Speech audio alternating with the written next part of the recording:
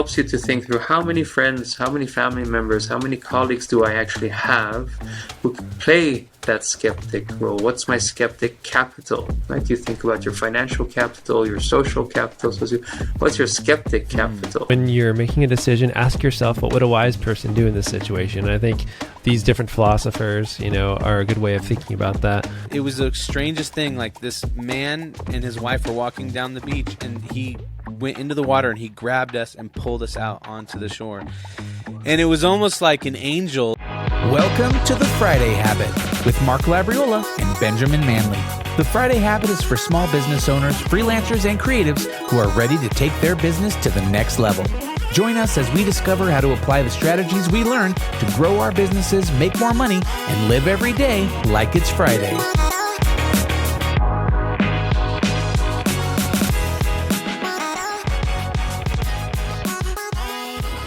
Hey, Mark.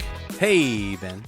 Hey, just a quick PSA. I just took up a new hobby, and I want to kind of see if you guys have any new hobbies, but I just need to make a PSA that I found a new hobby that's amazing around the holiday season. Okay. What is that? It's knitting. Knitting is amazing. My wife found up in my daughter's closet like a knitting set that she had gotten for Christmas at one point and never opened. We opened it the other day.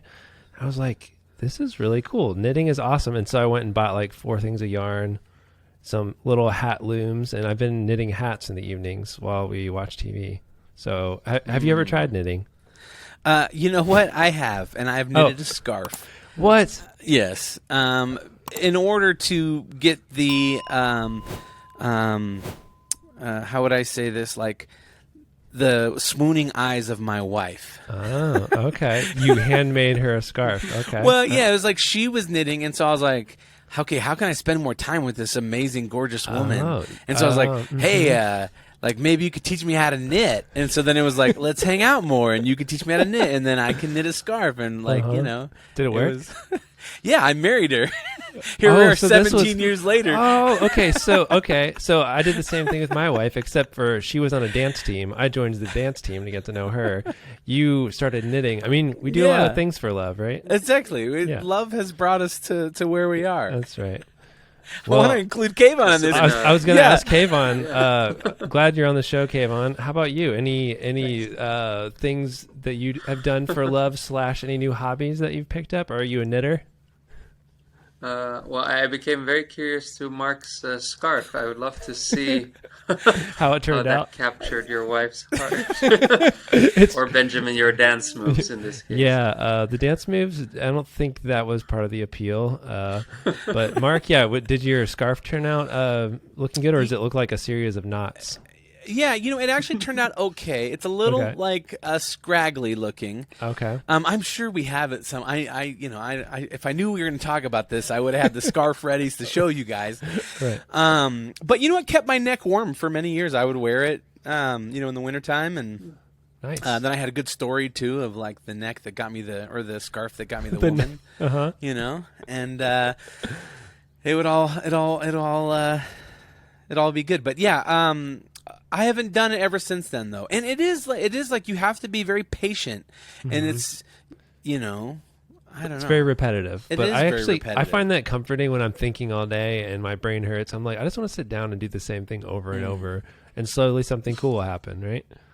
Yeah. Kayvon, I wish the audience could see Kayvon. He's just sitting here smiling, like laughing at us. He's like, you guys are dorks. I know. We're gonna start already learning so much. That's right. More than you ever wanted to know. That's right.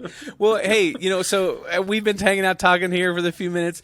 If you remember episode 83, 84, scale your company and protect your company, protect your culture. We had a great conversation with Kayvon. He recently came out with a new book, and so he wanted to come back on the show and kind of talk about that. And we just had a great conversation last time, so we thought we'd have him over to chat. And if you didn't catch those episodes, go back and listen to them. But Kayvon is an entrepreneur, teacher, and senior advisor to the McKinsey Company in Amsterdam, and his work has helped thousands of leaders and teams thrive during difficult times. So we're excited to have you back on the show, and just look forward to a very insightful conversation and to kind of hear more about this book and what brought you to write it, and and some of the key points. But before we get started, I have a question for you, a little icebreaker. Since you haven't made any scarves, have you ever saved an animal's life or like a human's life? Or have you been saved? I'll tell you a quick story. I was, when I was younger, I lived in Hawaii, on the Hawaiian islands of Maui, and we were at the beach, and we were, with a group of people hanging out. I was maybe about 8 years old, and I kind of left the little party, and I went out to the ocean, and there was a really strong riptide that was taking place, and I started drowning. And my mom jumped into the water to try to save me, and then we were drowning together. So we were both being like sucked under, like, it was very scary and traumatizing. But it was the strangest thing. Like, this man and his wife were walking down the beach, and he went into the water and he grabbed us and pulled us out onto the shore. And it was almost like an angel. It was like that experience where it's like you thought you were going to die, and then it was like your life was saved, and then it was just kind of like he just kept walking. Him and his wife walked, and it was just like that was it, And so it was like this weird magical experience where, I was saved. So Kayvon, was that you? You're not in touch anymore. Were you the man, Kayvon? Well, Kayvon, maybe Kayvon saved you. 35 years ago, Kayvon still looked the same. He's an angel. A cherub who never ages. I enjoyed swimming, but I wasn't that good. But it does remind me of a moment. I was in South America, and I was walking actually on the beach, and I saw someone a bit further, and this person had there's something about their eyes was some panic I noticed, and I looked around and I saw nobody else was noticing it. In my very poor Spanish, I tried to say something around ayuda, or like, maybe we need to help. Nobody paid attention. And I did went after her, and it turned out that she was stuck. She couldn't get back on shore. And it was, it's like time stands still. It's just like being in a movie type of thing. But it took a while, actually, to get back. So I'm not sure if I saved her life, but it was... a very memorable experience. Wow, yeah. I'm sure you did. Or if anything, you provided support and, comfort to help you guys get back to, shore. So yeah. That's crazy. And we're also not in touch. So this, there's something about helping somebody, and then you're gone. Yeah, it's just like that moment in time, And then she probably tells the story about this angel, this baby cherub saved me from the currents. Who knows? Or this person, I was having fun and then just pulled me over to the shore. Yeah, I was minding my own business, enjoying the beach, and this stranger came and tackled me and pulled me to the shore. I was very proud of himself. Yeah, exactly. I wish my wife was on the show. It'd be like, hey, have you ever saved someone's life? It's like she was a stay-at-home mom for however many years. I mean, like every day for like 8 years I did. Yeah, Heimlich maneuvering children hot dogs out of their throat. Like every day. It's just like a day in the life right there. A few hundred episodes for your podcast. Right. That's right. Yeah, we need to maybe we'll get the wives on, and we have a whole conversation about being married to entrepreneur and, business owners, and see. I bet that would really connect, actually. We'll plan that in the new year. So, Kayvon, what have you been up to? How have you been this past, year? I know we talked just, several months ago, but, what's been going on in your world? What has been some of the things you've noticed, as we're coming to the end of this year? Are you starting to see some things kind of level off, or, what's the word on the street? So, privately, I would say I keep learning at home from my little daughter, who's almost a year old by the time I think this podcast will come out. So every day, it's a new day, and so many exciting things happen. I think professionally, I'm very happy the book got published. It's something that was on my mind for a long time, but it's also nice to have it out there in a tangible way. I think it's timely. Also, the first book we talked about, What is Water? one thing I'm noticing, and who knows what the future will bring, is that many clients, many people I'm working with, there was something psychologically about, in the new year, 2022, everything's gonna, be different, be better, and the like. And especially for the past few weeks with the ongoing news and the things that are happening, the uncertainties, it's sinking even further in people's thoughts that this is maybe the situation for quite a indefinite time for now. And Because you're out that's a big realization. you're out in Amsterdam, or where are you Yes, right now? I live Okay, in yeah. Amsterdam.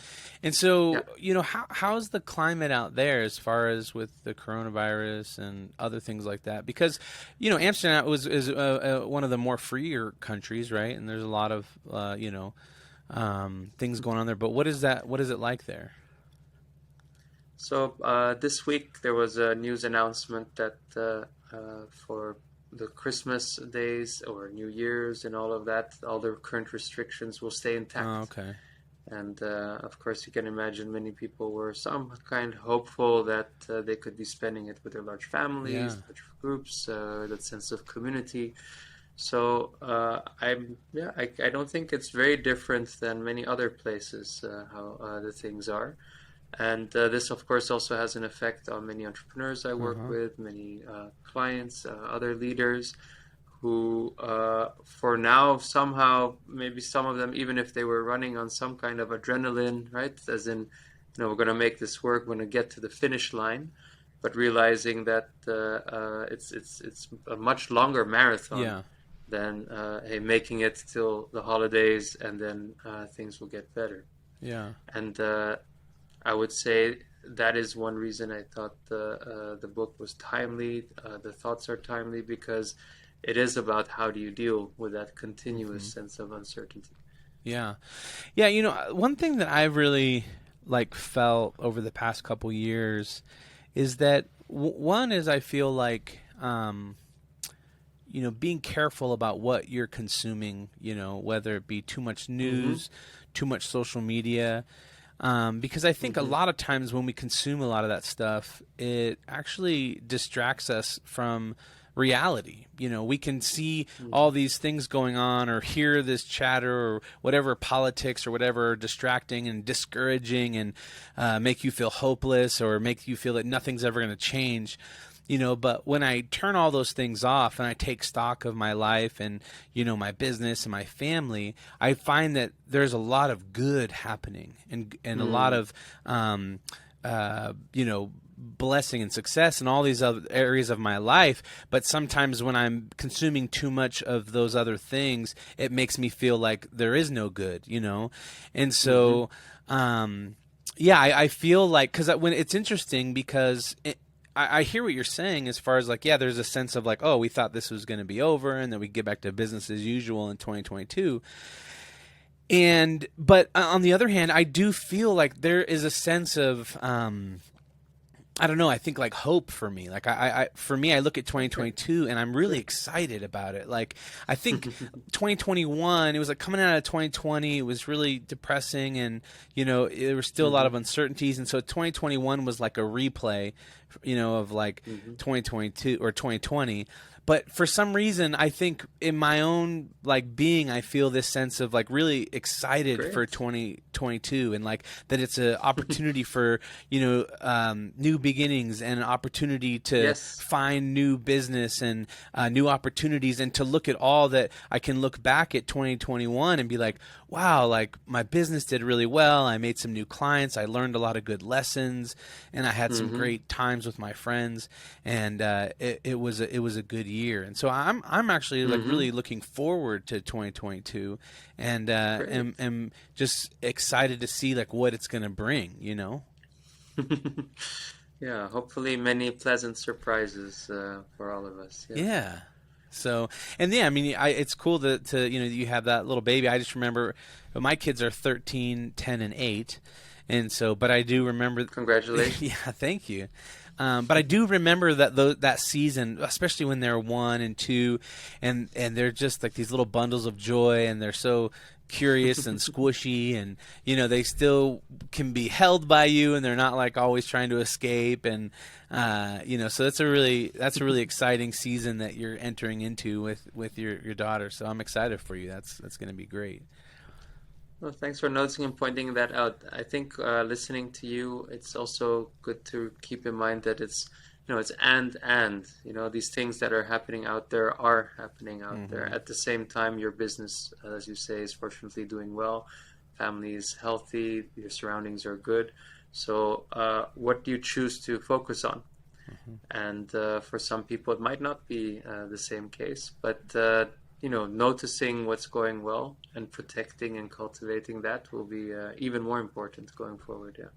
Yeah, totally. For sure. So tell us a little bit about your book. It's called What is Wisdom, right? And when you were writing it, tell us a little bit about that journey of where that idea came from, how it maybe played off your first book, What is Water, and what are some of the key takeaways from it. So the thought is. Focus of the first book was very much around how do you stay sane in that crazy changing world, and this was already pre-pandemic, as you know.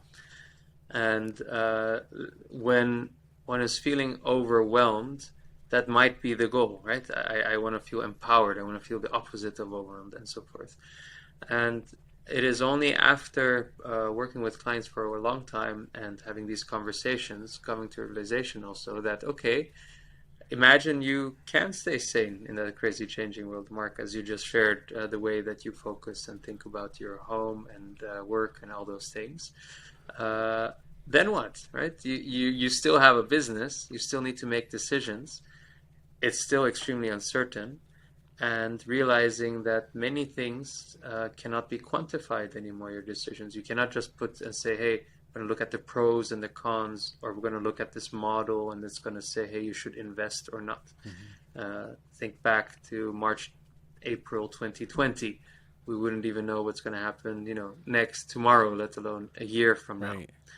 And that for me was also a phase that it forced me to think and ask myself this question, like, what would a wise person do in this situation?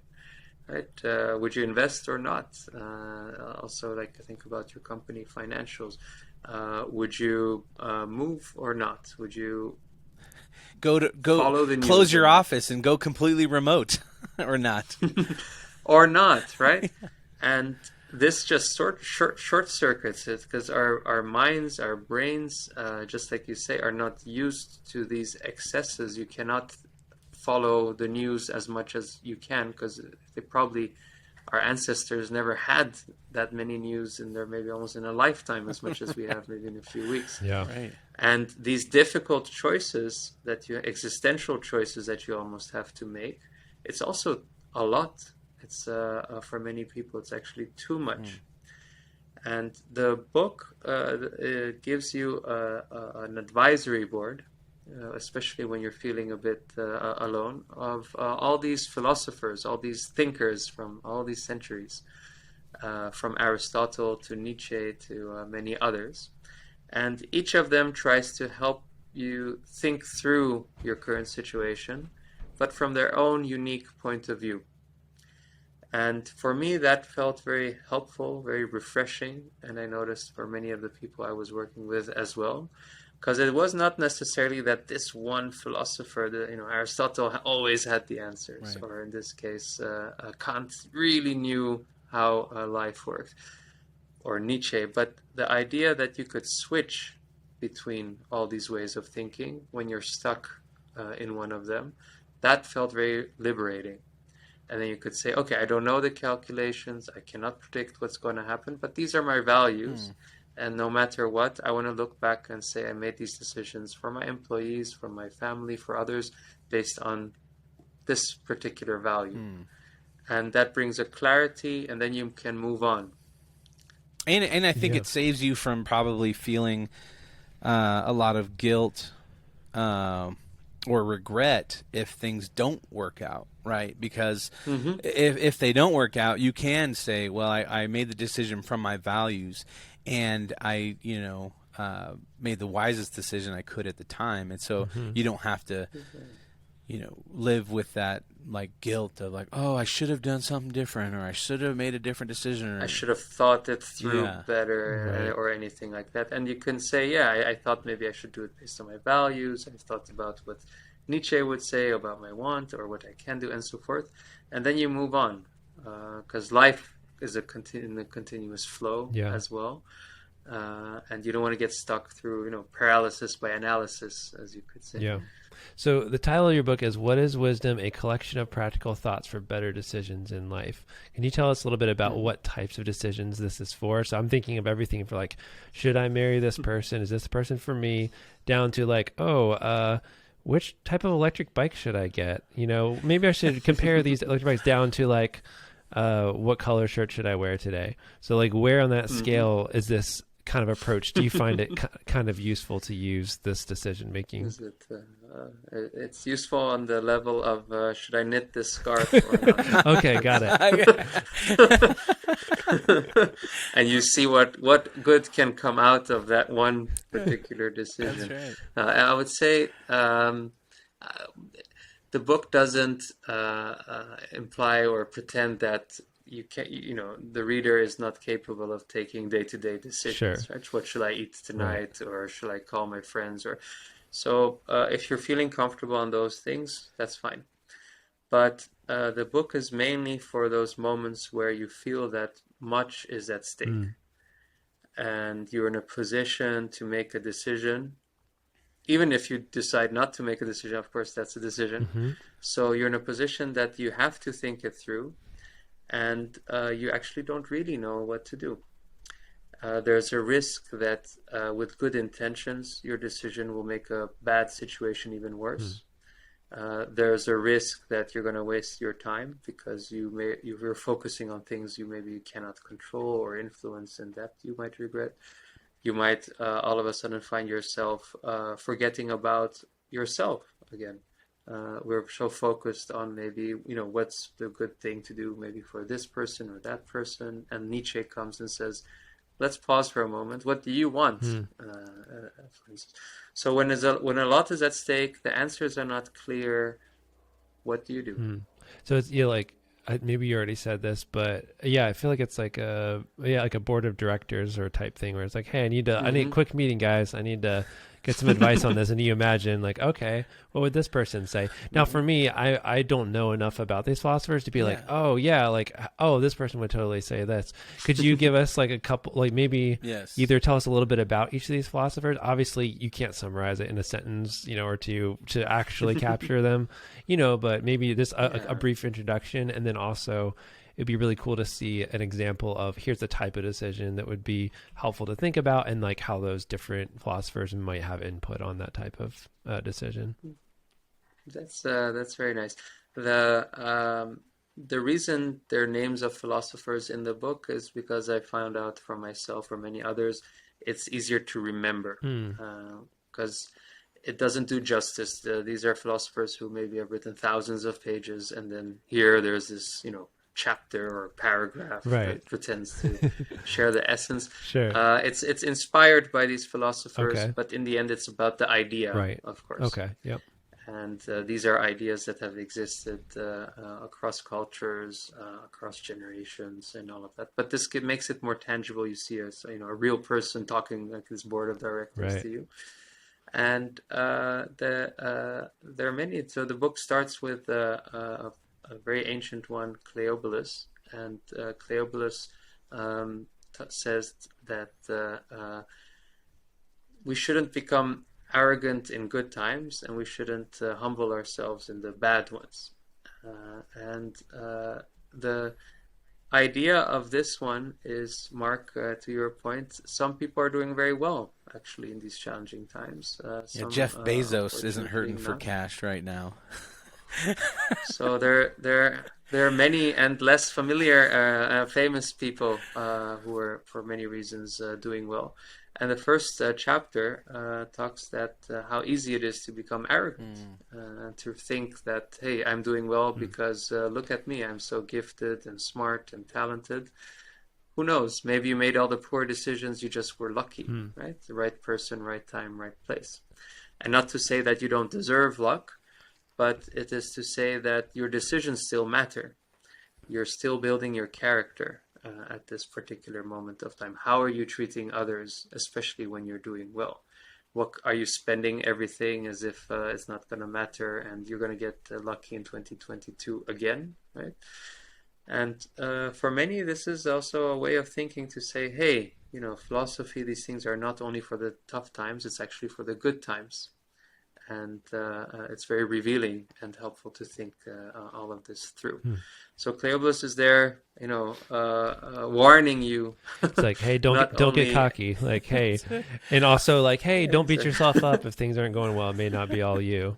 That's it. Okay, all right. So it's much, it says that, you know, you're going to go through these phases and up and down, but trust yourself, not, let's say, the external circumstances. Okay. Good times will pass, bad times will pass, but what are you doing in the meantime? So that's one angle to look at it. Then we have another angle very much from Socrates.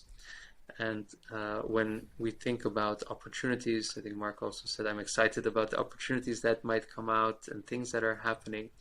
Socrates was someone who inspired the skeptics, the skepticism idea. The famous essence in the book talks about the answer question, is that really so?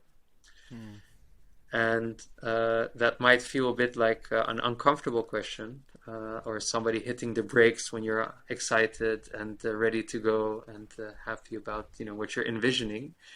But Socrates keeps challenging you. Is that really so? Is it really an opportunity, or does it appear to be an opportunity? How do you know?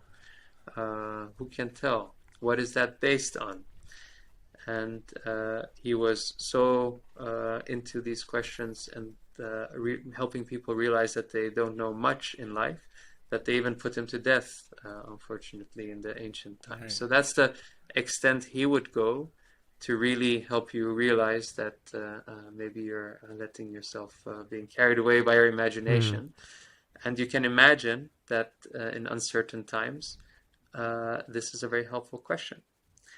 And this also helps you to think through how many friends, how many family members, how many colleagues do I actually have who play that skeptic role? What's my skeptic capital? Right? You think about your financial capital, your social capital. So what's your skeptic capital? Who are there? Who are the people who can help you prevent making irreversible mistakes? Yes.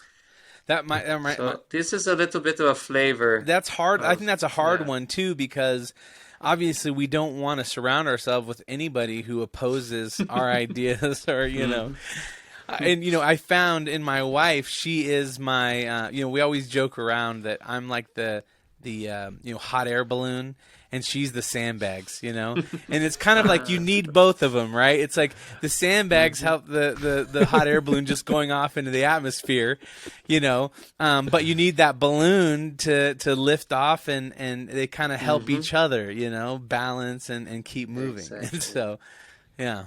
And that's nice how you say that, because that shows the importance of being able to switch between these ways of thinking. So this is not a book about challenge yourself until there's nothing left. Is that really so? Otherwise, that will be the title of the book. Is that really so? Really? See, a new book. Yeah, exactly. Write it down. You'd be good. I think you'd be very good at that. And to show that this is not meant to halt decision making, but really making sure that you don't do things that you regret, of course, afterwards. But then there's Nietzsche in the next chapter, who is very much focused on the will. He's very much focused on this idea of the eternal recurrence. And it's a way of thinking. It's not a worldview, but it's a thought experiment that says whatever you're doing today, right now, is gonna come back an infinite amount of times in the universe. Right? It's because the universe is big and it's gonna come back and it's eternal recurring. So the question to you, Mark and Benjamin, would be, would you still be interviewing me? Would you be still sitting, making this podcast today if you knew that this would also happen an infinite amount of times in the future again? Interesting. It gives it a lot of weight. Yeah. So it's like, is this something you really want to be doing, or like, how much does it really matter to you, almost in a way? Exactly, right? Is this how bad you want this? If not, then what else would you be doing with your precious time today, which is gonna come back into an infinite amount of time? So this is like a huge electroshock, completely waking up out of your sleep to say, "Wow, what am I doing actually with my time?" When I think too, yeah, I mean, as a business owner, and you're providing a service, a lot of times you work with clients that you don't like, or you do certain things that you don't enjoy because it produces money, and it's like, well, we need money, like and if I had to think like, oh, okay, infinitely I'm gonna have to work with this terrible client for all of eternity, like I would choose not to work with that client. And so I think when you start putting that thought on certain things, that it helps you make decisions a little bit easier, to be like, you know what, we'll figure it out. It clarifies things magnificently, and of course that can be quite a manic state to be in 24 hours per day. Like whatever I'm doing, whatever sandwich I'm having right now is going to be the sandwich I'm going to have for an infinite amount of times. But nevertheless, yeah, it helps to clarify, right? What do you want? And who cares almost about the consequences? Because if Socrates would say, is this really opportunity? Do you really want to do this? You could say, well, who cares, right? Yes, I want to do this, even if it's going to be a failure. Right? I would still do this. Okay, then go for it. Yeah. I always think about, the idea of, I grew up in a Christian home, and there was always this fear of like, am I making like the right decision? Is this God's perfect will for my life? And so then you're paralyzed because you don't want to make a decision that God, hasn't ordained or whatnot. But then as I grew and matured and started thinking about, if I view God as like this loving heavenly Father, and then now that I have children and I think about, I view them and how I want the best life for them, and the decisions that they make, it would almost be like they would come to me and say, hey, should I do this or this? And I say, well, what makes you happy? And then it's like, or what do you enjoy the most? And then it's like, well, make that decision. It's like you can't make a wrong decision almost, It's just that idea of like, well, whatever decision you make is the right decision. And then, as you continue to move forward, maybe certain things will adjust and you'll take a different path, but you're continually like making that forward motion, and that there's not really a bad decision. There's just a decision to be made, and then everything else will unfold in front of you. This sound like a very kind and thoughtful father in many ways, and you're right. And this is about that. However, it's a way of thinking, and if you choose to think that way and to live that way, then at least you won't regret it because you've thought it through. Yeah. The risk is that you realize this after the fact, after a decade or two, and then you say, hey, was it so important to focus on this product or not, right? Why did I even do that in that special, precious time that I did have?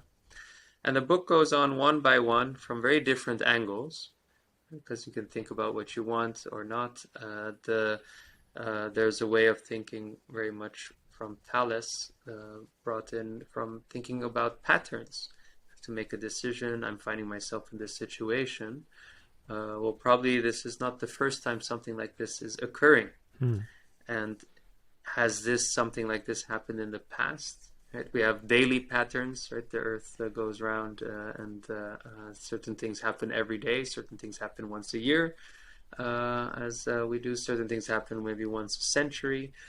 Certain things happen a few times in your life. But are you even aware of the patterns of life?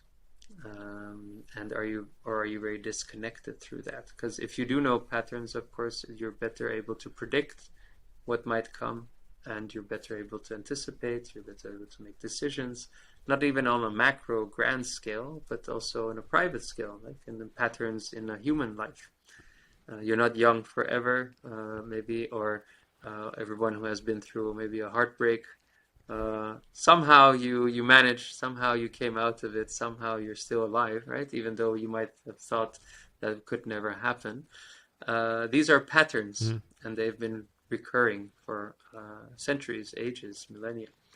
So that is one angle of Thales. Again, but at the same time, you can think about a completely different way about things, and to say, well, a big risk of especially very intellectual people who like to spend a lot of time in their heads, as David Foster Wallace would also say, is that they get trapped in their minds, and they lose touch of what's really happening in front of them.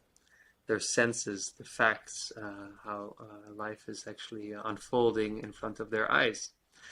And someone might think, it always gets a bit warm around this time of year, and miss the fire that's actually happening a few meters. Oh, it's just part of the pattern. And you're like, well, open your eyes. There's actually your house is on fire. Right. Right. No, but last year around this time, I remember it got very hot that's as fine. well. Right. So That smoke smell. That's the weatherman said it's going to be an extra hot day today. So it's this getting stuck in our minds that is a huge risk, especially for certain types of people. And then you get the next chapter that says, well, pause that. Let's check the facts. Let's get in touch with the real reality as much as that is possible. And personally, I very much enjoy the switching part. As I was writing, as I'm practicing, there's so much still I feel that I don't know. I can practice better. Some of these ways of thinking are much more in line with who I am, my personality. Certain ones I have to really push myself to do so. But to your point, Ben, when it comes to making big decisions, these are all the different angles you can look through, and then say, okay, now I'm still deciding to invest in this product. Now I still decide to maybe close my company, right? So now I still decide to start a new career. Maybe I still decide to move out of the city, but it's not just on a whim. Yeah, you need to develop like a PDF, like a journal PDF, right? It's like a decision making matrix that you could then, weigh it against these different, like ask yourself what these philosophers would be asking during this, time. And then you could develop this whole, program that someone could go through to like make decisions. That's a good way to think about it. It's not maybe I should make it even, as you say, more concise. The book tries to do that a little bit, with room for note taking. Okay, that's cool. And nice. all the other things that are, in there. That's awesome. So there's some worksheet kind of areas in the book. That's really cool for taking notes and stuff like that. I find myself, just as you're talking through this, I think I probably identify most naturally with Thales, with like the pattern recognition. I think that's how my mind works, and I think that's partially why my team jokes about me being a robot. But I'm always looking for patterns and things, and like, ooh, this has happened 2 or 3 times, and this is a good thing. How can we keep that happening? Oh, this has happened twice, and it's a bad thing. How can we stop doing this? And my whole business is run around patterns. Where it's like Tuesdays and Thursdays we build websites, Mondays and Wednesdays we have meetings, every Friday we do a retrospective. So it's like I'm very like rhythm based. For me, it helps me. But I also find myself going on autopilot through life, kind of like exactly what you were saying, where you're like, oh, this is kind of like the thing that's happening. I kind of lose touch with like, oh, maybe this week we should do something different. It's like, no, this is what we always do. Let's just keep doing it. But now it's like I'm starting to take control of the wheel a little bit more when I need to be like, oh, hey, you know what? This Friday, let's not do the exact same thing. Let's do something different because this actually makes more sense, And so, like, what do you identify most with out of these? Like Cleobulus, Socrates, Nietzsche, Thales. Are there other ones beyond those that you talk about, or which one of those would you kind of identify most with? I can recognize Thales, so I think finding patterns is almost like a sport, right? Yeah. To do things. At the same time, it's very important to know that most patterns you might be able to play in your mind with are false patterns. Right? Yep. They're there because my mind connects a few dots, but Yeah. it doesn't mean that these things exist outside of my mind. And if you can think about it in that way, it makes it playful, right? It's not about change your personality or don't do the things that you enjoy doing. It just helps you to prevent making irreversible mistakes that you could regret. Right. And you could say, well, you know, this person is always tired in the morning, so that's a pattern. But, you know, look a bit closer. Maybe this person is sad, right? Maybe they're upset. Maybe something has happened, right? Maybe it's good to just check in with them for a moment instead of going on that autopilot. Yep. At the same time, someone who only is looking with their sentence can be very overwhelming, of course, right? And you don't know where to look. So then, of course, the patterns can come into play and help out. One philosopher that at least resonates a lot, I wouldn't say that it is a very natural way of thinking, but it is Hippocrates on they also call him the father of medicine. And there's a whole chapter around unintended harm. So our natural tendency often when we see a problem at work, imagine there's something, you know, on a people side or in the management team is not going well, or it could be a product that has a defect or anything. But of course, we want to fix it. We want to solve it. And maybe you're a founder, you care about your company, your heart is in a good place, your intentions are pure, and there's here again a risk that you might get blinded by your own intentions. How can the result not turn out great in this case? And you might actually make a bad situation worse. The idea here is first, do no harm. And that's sounds simple, but it's quite difficult. The implication could actually be that not intervening might be the best thing to do, because intervening could make the bad situation again worse. And leaving a bad situation and testing small things, or not going out with drastic new policies for everyone in your organization because you thought of this great idea that could be very helpful. And then a year later, you notice that that great idea created a lot of other problems that need new great ideas, and all of a sudden you're getting into a very messy position. It's almost like we can become our own time travelers, you know. In your mind, you can, you know, see the outcomes ahead of yeah, time. exactly. It sounds like a Marvel superhero character, right? Like if you can harness the power of all this to, like, you know, project or see into the future, It's called you know, the you can power stop. of wisdom. That's right. What is wisdom? That's your catchphrase.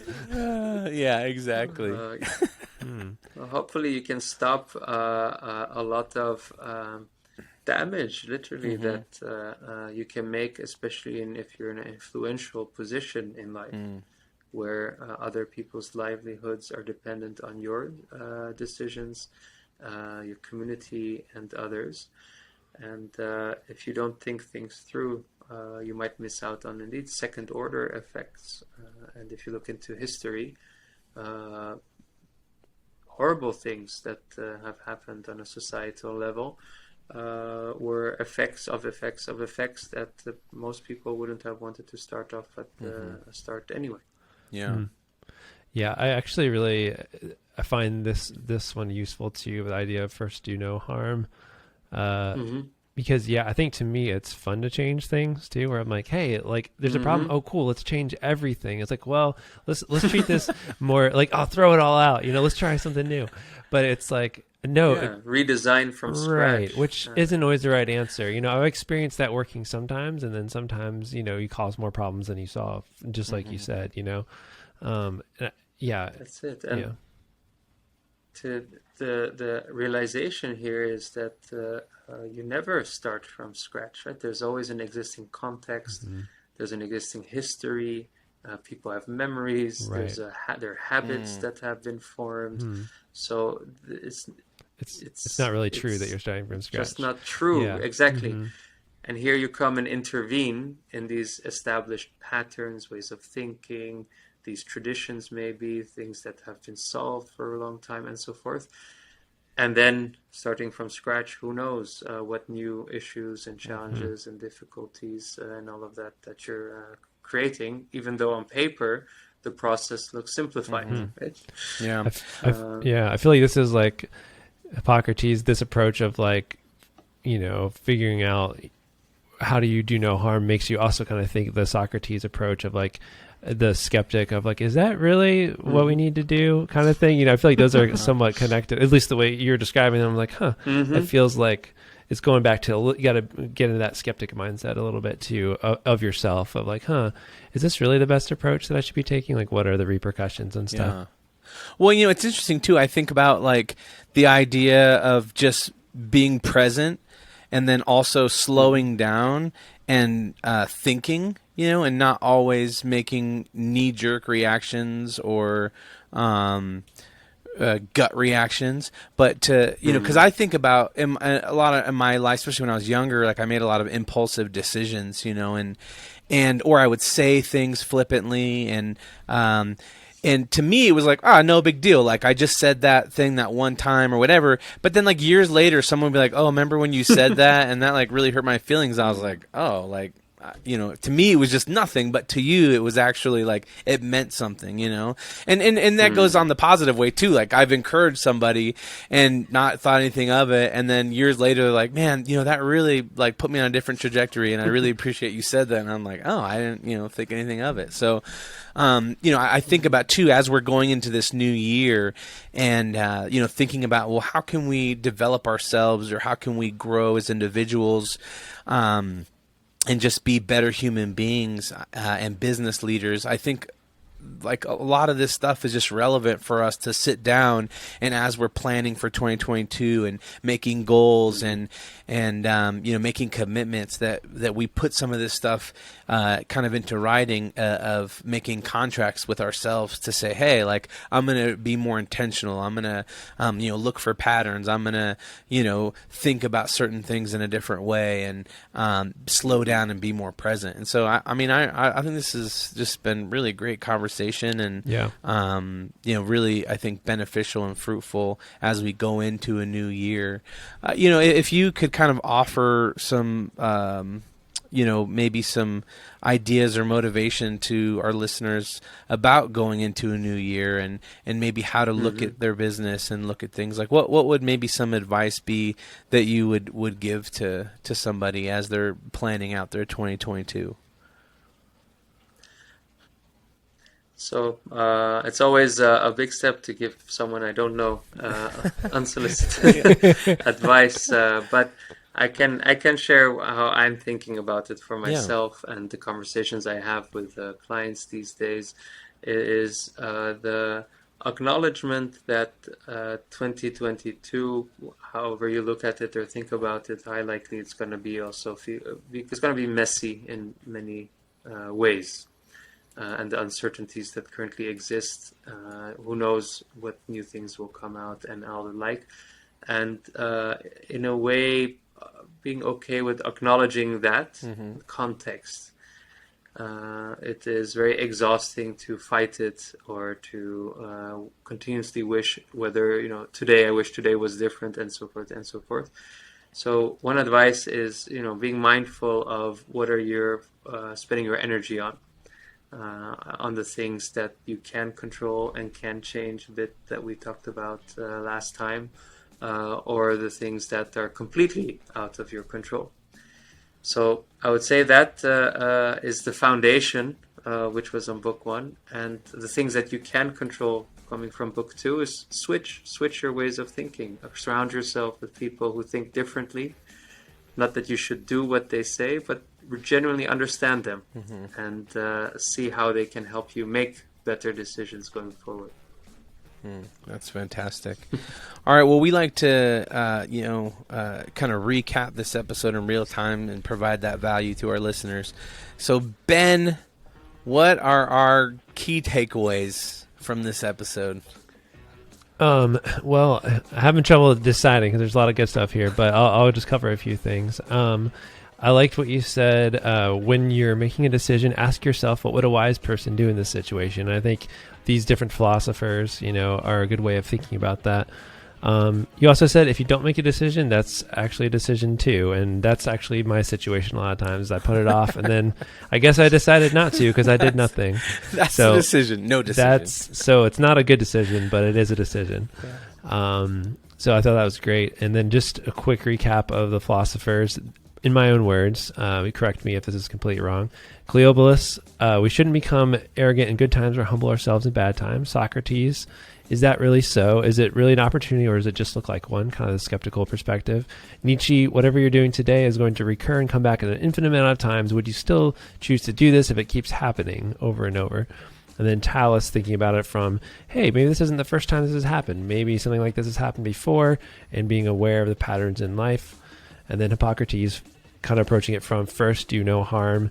Don't think that, hey, how can the result not be great if your intentions are good, because it still could turn out bad even if you have good intentions. So those are my quick takeaways from the philosophers you mentioned. And impressive. Kayvan, where if people wanted to maybe connect with you, learn more about what you do, where can people connect with you and find more information? Everyone can connect either on the social media or my own website, KayvonKian.com. And is that where they can find your new book as well? What is Wisdom?